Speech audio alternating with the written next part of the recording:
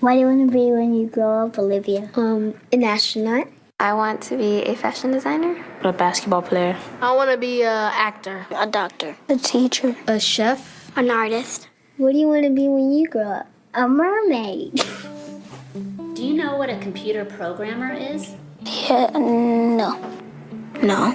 No. I think it's something that has codes and is able to decode a mystery. I think that they...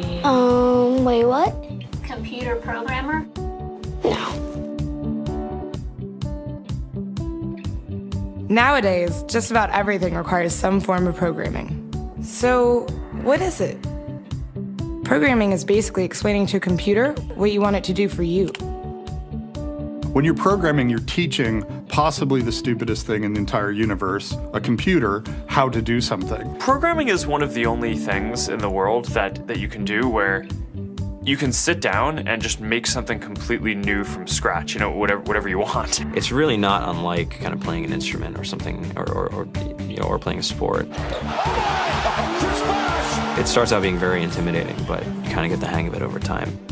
Coding is something that can be learned, and I know it can be intimidating. A lot of things are intimidating, but what isn't? A lot of the coding that people do is actually fairly simple. It's more about the process of breaking down problems than sort of coming up with complicated algorithms as people traditionally think about it. Well, if it's fairly simple, why aren't there more of us doing it? Over the next 10 years, there will be 1.4 million jobs in computer science, and only about 400,000 grads qualified for those jobs. That's a shortage of 1 million people. So, how do you start?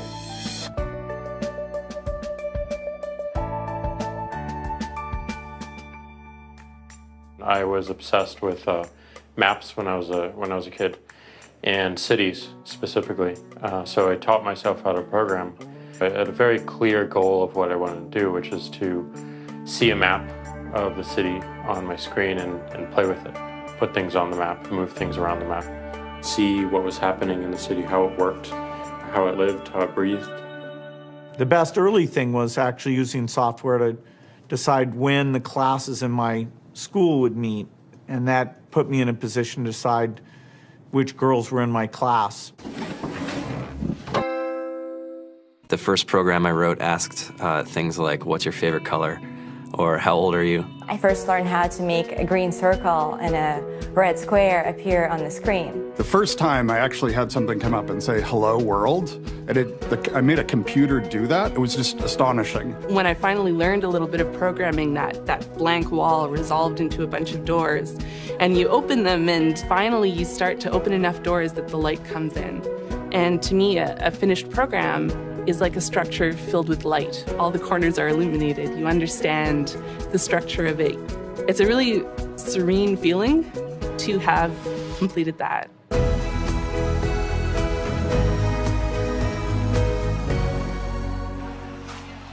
It took me some time to realize that creating things with your hands or creating code, creating programs, is just a different way to express creativity. I think right now there's a big emergence of the culture of making. People who make their own scarves and hats, people who write their own apps. Now it's just limited by your imagination and sort of what kinds of ideas what kind of understanding can you build into the computer so that it can do these things that were previously impossible.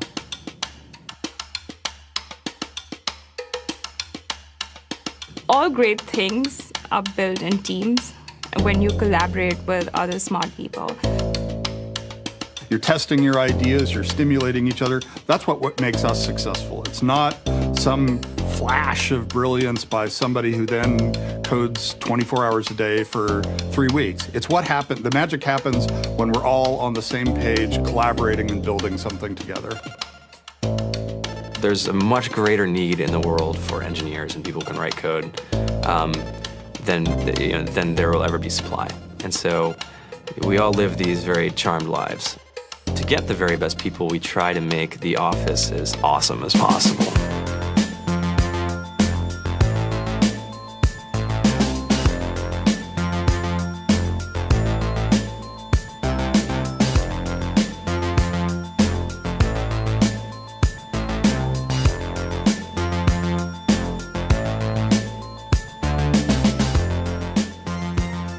You have a fantastic chef, Free food, breakfast, lunch, and dinner. free laundry, snacks, even places to play and video games and scooters. There's all these kind of interesting things around the office and places where people can play or relax or go to think or play music or be creative.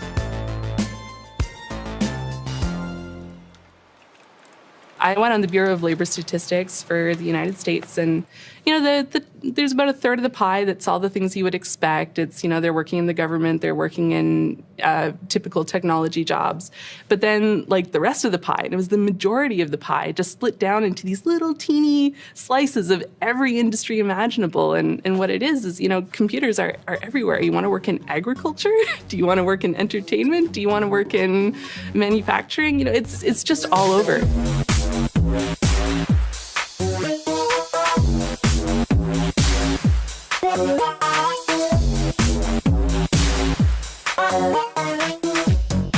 Here we are, 2013. We all depend on technology to communicate, to bank, information, and none of us know how to read and write code. So you guys, what else? Who else has an idea of what we can change with our programming? What else can we do? Tiffany? What I saw my students take away from using Scratch and programming in our classroom is that they were willing to push through problems. It really builds critical thinking, it builds problem solving, and it's something that they can then apply to math in the classroom or their reading skills. We integrated science with this programming, and I saw my scores go up 30%. When I was in school, I was in this after-school group called the Whiz Kids. And when people found out, they laughed at me and, all these things. And I'm like, man, I don't care. I think it's cool. And, I'm learning a lot. And some of my friends have jobs. It's important for these kids. It should be mandatory to be a citizen on this planet, to read and write code. I just think you have to start small, right? And I think that's one of the biggest misconceptions about computer science and programming overall is that you have to learn this big body of information before you can do anything. You don't have to be a genius to know how to code. You need to be determined. Addition, subtraction, that's about it. You should probably know your multiplication tables. You don't have to be a genius to code. Do you have to be a genius to read? Do you have to be a genius to do math? No? No?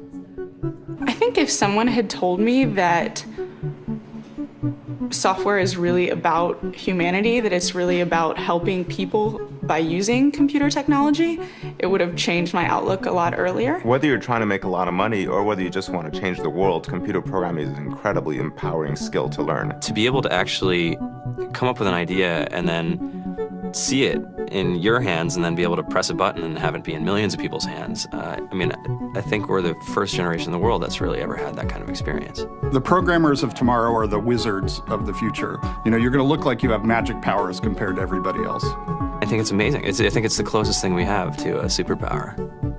Great coders are today's rock stars. That's it.